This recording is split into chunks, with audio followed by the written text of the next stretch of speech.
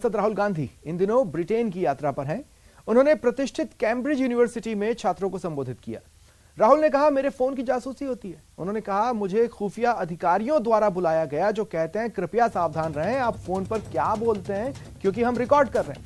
उनके इस बयान के बाद केंद्रीय मंत्री अनुराग ठाकुर ने राहुल गांधी को आड़े हाथों लिया। कहा, पेगासस कहीं और नहीं बल्कि उनके दिमाग में बैठा है। पेगासस पर राहुल गांधी की क्या मजबूरी थी कि उन्होंने अपना फोन जमा नहीं करवाया? उन्होंने और अन्य नेताओं ने अपना फोन क्यों नहीं जमा करवाया? अनुराग ठाकुर के बयान पर कांग्रेस प्रवक्ता सुप्रिया श्रीनेत्र ने कहा कि हम अनुराग ठाकुर को सलाह देते हैं, 1 घंटे का वीडियो जरूर सुनिएगा। प्रधानमंत्री ने इस देश की घरेलू राजनीति और मुख्य विपक्षी दल के बारे में जो बातें विदेशी धरती पर कहीं, अगर उसके बारे में चर्चा कर लें तो भाजपा को मुंह छिपाने की जगह नहीं मिलेगी।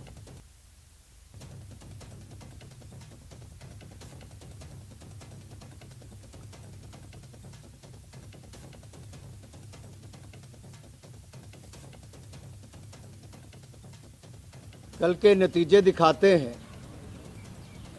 कि कांग्रेस का सुपड़ा साफ फिर एक बार हुआ है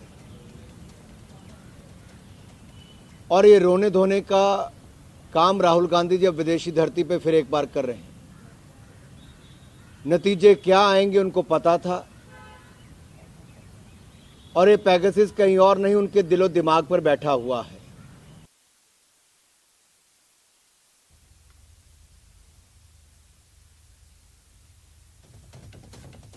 राहुल गांधी ने कैम्ब्रिज यूनिवर्सिटी में अपने संबोधन के दौरान ये कहा कि उनका फोन टैप होता है, उनकी जासूसी की जाती है। उनको ये बड़े अधिकारियों ने बताया है कि संभल कर बोलें क्योंकि हम आपकी बातचीत रिकॉर्ड कर रहे हैं। ये उनका बयान बीजेपी को नागवार गुजरा और बीजेपी ने जमकर निशाना साधा। यहां तक कि बीजेपी के कई दिग्गज चेहरे मैदान में उतरकर रिएक्शन देते नजर आए। केंद्रीय गृह मंत्री अमित शाह कर्नाटक दौरे पर हैं। कर्नाटक के बीदर में केंद्रीय गृह मंत्री ने कांग्रेस पर खुद के दिग्गज नेताओं के अपमान का आरोप लगाया। उन्होंने कहा, प्रधानमंत्री मोदी ने जिस तरह कर्नाटक के पूर्व मुख्यमंत्री बीएस येदियुरप्पा को जन्मदिन पर बधाई दी, वह कुछ ऐसा है जो सभी राजनीतिक दलों को सीखना चाहिए। उन्होंने कहा, कांग्रेस ने हमेशा अपने नेताओं का अपमान किया, चाहे वह एस निजलिंगप्पा हो या पूर्व मुख्यमंत्री वीरेंद्र पाटिल। शाह ने इसी के साथ कांग्रेस नेताओं द्वारा कब्र जैसे नारों को लेकर तंज कसा। उन्होंने कहा कि राहुल गांधी के नेतृत्व में कांग्रेस को क्या हो गया है। वहीं आम आदमी पार्टी पर हमला बोलते हुए कहा कि अब ये पार्टी भी मोदी मर जा के नारे लगा रही है। मंच पर उपस्थित भारतीय जनता पार्टी के वरिष्ठ नेता और राज्य के पूर्व मुख्यमंत्री श्रीमान येदियुरप्पा जी, हमारे कर्नाटक के लोकप्रिय मुख्यमंत्री जिन्होंने अभी अभी एक कल्याण कर्नाटक के लिए अपने बजट में हजारों ग्रांट इन एड की ग्रांट आप 9,000 करोड़ देते थे, मोदी जी ने 9,000 करोड़ से बढ़ाकर 41,900 करोड़ रुपया देने का काम किया है। फाइनेंस कमीशन की ग्रांट 3,400 करोड़ आप देते थे, हमने उसको बढ़ाकर 7,800 करोड़ तक पहुंचाया है। कौशाम्बी में अतीक अहमद गैंग के शूटर अब्दुल कवी के घर को ढहाया गया। अब्दुल कवी बीएसपी एमएलए राजूपाल हत्याकांड में पिछले 18 सालों से फरार है। अब्दुल के घर से अवैध हथियार भी बरामद हुआ। कौशाम्बी में सराय अकील के भखंदा गांव में अब्दुल के मकान को गिराया गया। 18 साल से जांच एजेंसियों के लिए अब्दुल पहली बना हुआ है। सीबीआई, एसटीएफ से लेकर प्रयागराज एसओजी तक ने बार बार छापा मारा, लेकिन अब्दुल कभी हाथ नहीं आया। माशुकुद्दीन माफिया अतीक अहमद का बेहद खास है।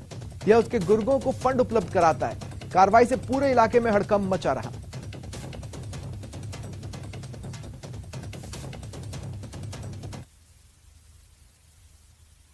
किसी ने कुछ नहीं कहा, कोई जवाब मैं दिखा कागज दिखा कागज देने इस मकान को खाली करने की बात कही गई। अभी कहा हमसे इंस्पेक्टर साहब ने कहा, भाई मैं कुछ नहीं जानता हूँ, बस ये मैं चाहता हूँ आप इसको सामान निकाल लीजिए। मुझे उसमें उनसे कोई अभी 2 मिनट पहले कि जो सामान इसमें रखा है इसको निकाल लीजिए। टीकमगढ़ में बागेश्वर धाम के प्रमुख धीरेन्द्र शास्त्री ने हिंदू राष्ट्र को लेकर फिर से हुंकार भरी। उनका कहना था हिंदू राष्ट्र में मुसलमान भी रहेंगे, लेकिन जिसको दिक्कत है उनका पासपोर्ट बनवा दिया जाएगा। बागेश्वर धाम के प्रमुख पंडित धीरेन्द्र कृष्ण शास्त्री ने टीकमगढ़ में बड़ा बयान दिया। उन्होंने कहा कि हिंदू राष्ट्र की कल्पना में भारत का मुसलमान जहां है वहीं रहेगा और किसी को भारत छोड़ने की जरूरत नहीं है। इसके साथ ही उन्होंने कहा कि जैसे मुस्लिम राष्ट्र पाकिस्तान में हिंदू रहते हैं वैसे ही भारत में मुसलमान भी रहेंगे। जिस प्रकार पाकिस्तान में हिंदू रहते हैं उसी प्रकार भारत में मुसलमान भी रहेंगे। हमारे भारत हिंदू राष्ट्र की कल्पना में किसी भी पंथ को भारत छोड़ने की आवश्यकता नहीं है। पंडित धीरेन्द्र शास्त्री के कार्यक्रम में पहुंचे मुस्लिम वर्ग के लोगों ने भी इस बात का स्वागत किया। जी ने बताया कि मुस्लिम समाज का वही स्थान रहेगा जहां पे अभी है। मुस्लिम समाज को किसी तरीके से कोई रोक टोक, किसी तरीके से कोई दिक्कत आगे नहीं होगी। हिंदू राष्ट्र को लेकर बागेश्वर धाम प्रमुख लगातार बयान दे रहे हैं। उनके बयान मीडिया की सुर्खियां भी बन रहे हैं। वहीं साधु संतों का भी समर्थन उन्हें मिल रहा है। विदेश मंत्री एस जयशंकर ने शुक्रवार को रायसीना डायलॉग में संबोधित किया। चर्चा के दौरान मंच पर उनके साथ इंग्लैंड के पूर्व क्रिकेटर केविन पीटरसन मौजूद रहे। क्रिकेट का जिक्र हुआ तो विदेश मंत्री ने भी क्रिकेट के अंदाज में जवाब दिया। उन्होंने कहा, मोदी कप्तान हो तो बहुत सारी नेट प्रैक्टिस की जरूरत होती है। नेट प्रैक्टिस सुबह 6 बजे शुरू होती है, फिर काफी देर तक चलती है। मुझे यकीन है कि केविन पीटरसन मेरी बात से सहमत होंगे कि अगर आपके पास कोई ऐसा गेंदबाज है जिस पर आपको भरोसा है और जिसका प्रदर्शन आपने देखा है तो आप उसे स्वतंत्रता देते हैं। Excuse me, you're not fit for this, Dad. Believe me. But the point is, it is confusing, and it isn't of developed countries. They can actually, in health, in education, have people who have domain. We have a Raisina memento for you as well, besides just the bat. Baghpat में बरनावा के डेरा सच्चा सौदा आश्रम में गुरमीत सिंह राम रहीम की 40 दिन की payroll पूरी हो गई। शुक्रवार को उसे बरनावा आश्रम से कड़ी सुरक्षा के बीच रोहतक की सुनारिया जेल ले जाया गया। बता दें, डेरा प्रमुख गुरमीत राम रहीम दुष्कर्म और हत्या मामले में जुनारिया जेल में उम्र कैद की सजा काट रहा है। रोहतक की सुनारिया जेल से गुरमीत राम रहीम 21 जनवरी को तीसरी बार 40 दिन की पैरोल लेकर आश्रम पहुंचा था। इस दौरान उसने अपनी मुंहबोली बेटी हनीप्रीत और परिवार के साथ पैरोल अवधि का समय बिताया।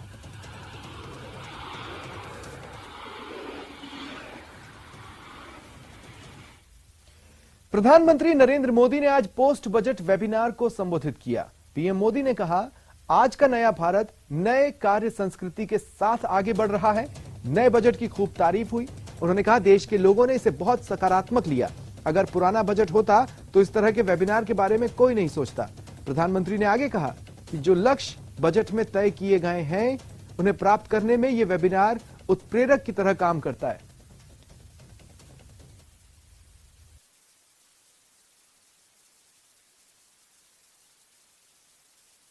Developing tourism in mission mode का जिक्र करते हुए प्रधानमंत्री ने कहा कि जब भी कोई टूरिस्ट डेस्टिनेशन को विकसित करने की बात आती है, 3 सवाल बहुत महत्वपूर्ण होते हैं। पहला, उस स्थान की संभावना क्या है? दूसरा, यात्रा में आसानी के लिए वहां की अवसंरचनात्मक आवश्यकता क्या है और उसे कैसे पूरा करेंगे? तीसरा, पदोन्नति के लिए नया क्या करेंगे?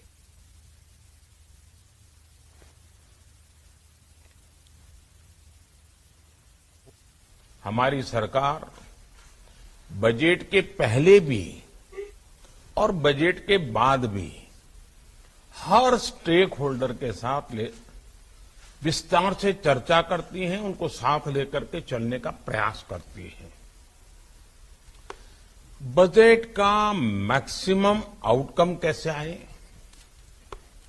बजट का इंप्लीमेंटेशन तय समय सीमा के भीतर कैसे हो, जो लक्ष्य बजट में तय किए गए हैं उन्हें प्राप्त करने में ये वेबिनार एक कैटलिस्ट की तरह काम करता है।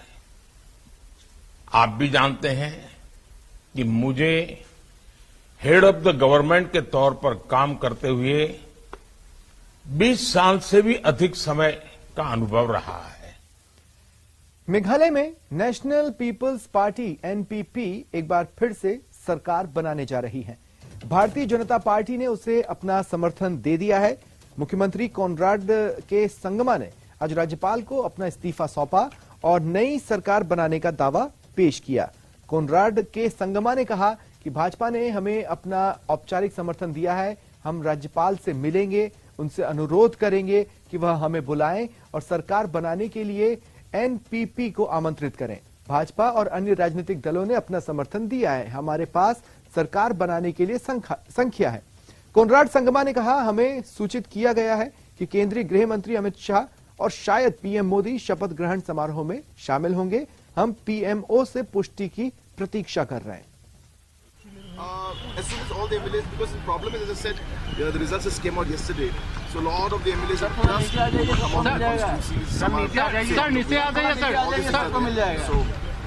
Later. So yeah, so I'll talk to you later, guys. Properly, I'll talk to you. Sir, just want to know that which are the other parties that supported you, sir? Yes. Sir, apart bring it out to you. Sir, apart from the BJP, which are the other parties? There are other parties. You already know the names. Why are you asking me? So you have submitted the names of the MLAs? No, because we have to give the signatures. We give the signatures. Mahasamund के बागबहरा थाना इलाके में स्थित जय गुरुदेव मानस आश्रम में हैवानियत की हदें पार करते हुए 17 साल की लड़की से बेरहमी की गई। आश्रम के 3 सेवादारों ने नाबालिग लड़की के मुंह में जलती हुई लकड़ी ठूंस दी। इतना ही नहीं, जलती लकड़ी से लड़की को बेरहमी से पीटा। पुलिस ने तीनों आरोपी सेवादारों समेत संचालक रमेश ठाकुर को गिरफ्तार कर लिया है। बताया जा रहा है 17 साल की लड़की सेवादार के तौर पर काम करती है। भोग लगाने को लेकर सेवादार नरेश पटेल, भोजराम साहू और राकेश दीवान ने उसे प्रताड़ित किया। कि आपके सेवादारों के द्वारा उनको मारा गया है, उसके मुंह में जलती हुई लकड़ी डाल दी गई है, ये कहाँ की माना होता है? एकदम बिल्कुल गलत है। तो कैसे आपकी मौजूदगी में सारी चीजें हुई, बयान दे रहे हैं? मौजूदगी में नहीं, मैं अपने साधना कक्ष में था। ये लोग रात को इजाजत लिए 2-3 लड़कियों का भी उपचार करने को दे, तो जाग कर देना, फिर रात को सो जाना, ऐसा था। अभी भी सीरियस है। दूसरी बात ये है कि मरीज मानसिक रूप से बहुत ज्यादा डिप्रेशन में है और बहुत ज्यादा मारा गया। उसके पूरे शरीर में नीले निशान हैं और वो इसके पहले चंडी हॉस्पिटल बागबहरा में भर्ती था पिछले मारपीट के बाद से। पाकिस्तान में महंगाई से हालात बद से बदतर होते जा रहे हैं। आलम यह है कि खुली हवा में सांस लेने के अलावा सब महंगा हो गया है। तंगहाली से जूझती जनता दाने दाने को परेशान है। वहीं अब बिजली महंगी होने से पाकिस्तान की जनता को झटका लगा है। महंगाई से पाकिस्तान के हालात पर देखें यह खास रिपोर्ट।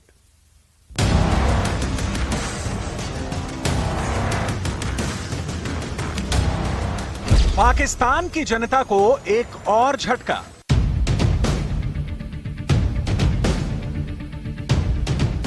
बिजली बिल ने लगाया 440 वोल्ट का करंट। पाकिस्तान की शाहबाज सरकार ने एक ऐसा फैसला लिया जिससे वहां की बेहाल जनता को महंगाई का और तेज करंट लगने जा रहा है। पाकिस्तान सरकार IMF के सामने घुटने टेकते हुए वहां बिजली और महंगी करने जा रही है, जिसकी मार पहले से ही भूख और तंगहाली से जूझ रही जनता पर पड़नी तय है, क्योंकि पाकिस्तान की जनता की जेब पूरी तरह से खाली हो चुकी है। वहां महंगाई की वजह से लोगों को जरूरी सामान के लिए ज्यादा पैसे खर्च करने पड़ रहे हैं, जबकि बेरोजगारी ने कोड़ में घास का काम किया है। ऐसे में शाहबाज शरीफ अपनी ही जनता को बिजली का करंट लगाकर मारने पर तुल गए। पाकिस्तान की मीडिया के मुताबिक शाहबाज सरकार ने बिजली पर 3.5 पाकिस्तानी रुपए प्रति यूनिट का सरचार्ज लगा दिया है। मतलब ये कि वहां की जनता को अब बिजली की हर यूनिट पर 3.5 पाकिस्तानी रुपए ज्यादा देने होंगे, क्योंकि ऐसा करके ही उसे IMF से कर्ज मिल सकता है। हालांकि पाकिस्तान में बिजली पर यह सरचार्ज जुलाई के महीने से लागू होगा, लेकिन अगर ऐसा हो गया तो कराची के लोगों का तो जीना दुश्वार हो जाएगा, क्योंकि पाकिस्तान की सरकार कराची में पहले ही बिजली के दाम बढ़ा चुकी है, जबकि उसने अप्रैल और मई के महीने में 6 पाकिस्तानी रुपए प्रति यूनिट की दर से फिर बढ़ोतरी का फैसला किया है। यानी इतनी बड़ी बढ़ोतरी के बाद कराची के लोगों को सरचार्ज भी चुकाना होगा। इस बीच वहां के सिंध प्रांत में एक अनोखा प्रदर्शन देखने को मिला। वहां दूल्हा दुल्हन के साथ सड़क से गुजर रही बारात ने शाहबाज सरकार के खिलाफ नारे लगाए। गैस मांगो, बिजली मांगी। जनता के इसी गुस्से को देखते हुए IMF से पिटा पाकिस्तान अमेरिका की शरण में पहुंच गया। पाकिस्तान के वित्त मंत्री ने अमेरिका के उप वित्त मंत्री से फोन पर बात की, जिसमें उन्होंने शर्तें पूरी करने का हवाला देते हुए IMF को समझाने की गुहार लगाई। एक तरफ पाकिस्तान के आर्थिक हालात बिगड़ते जा रहे हैं और देश की मुद्रा गिरती जा रही है, कोई भी देश कर्ज देने को तैयार नहीं है। दूसरी तरफ मुल्क के वित्त मंत्री परिस्थितियों के सुधार की तरफ बढ़ने का दावा कर रहे हैं।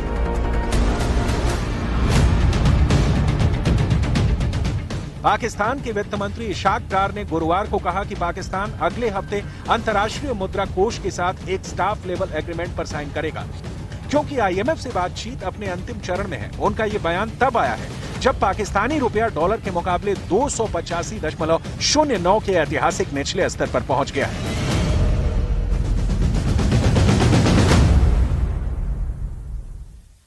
एक्टर शाहरुख खान के बंगले मन्नत में हाल ही में एक ऐसी घटना हुई जिसने हर किसी के होश उड़ा दिए। बुधवार रात 2 युवक सुरक्षा में सेंध लगाते हुए मन्नत की दीवार फांदकर अंदर घुस गए। इन दोनों युवकों को गिरफ्तार कर लिया गया है। हैरानी की बात है, ये दोनों युवक मन्नत में घुसने के बाद बंगले की तीसरी मंजिल तक भी जा पहुंचे थे, लेकिन तभी सिक्योरिटी गार्ड्स की नजर उन युवकों पर पड़ी और उन्हें पकड़ लिया गया। उन्होंने दोनों को पुलिस को सौंप दिया।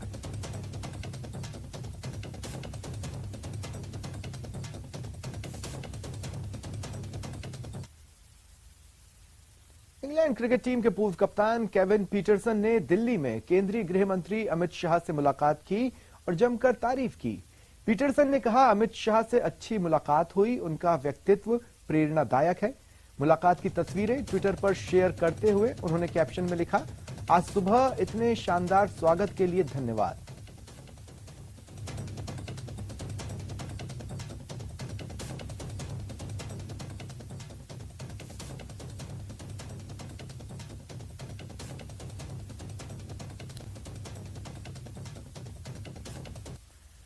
और चलिए अब देख लेते हैं प्राइम 25।